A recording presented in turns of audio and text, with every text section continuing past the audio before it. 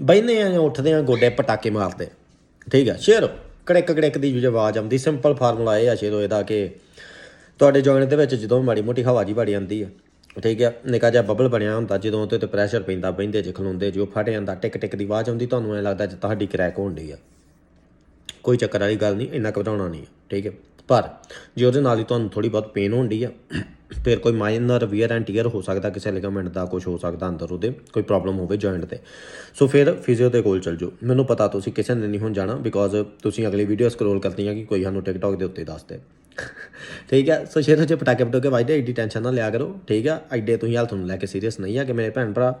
तो बाकी जिन्हां ने गोलियां कट्टियां तो बिना जां वहमां भरमां तो बिना वाला कोई प्लान लैना होगा, इंस्टाग्राम उत्ते कंटैक्ट कर लिओ, थैंक यू। तो मेरी गल सुनो, गुरु घर हो आए हो अज, सत श्री अकाल।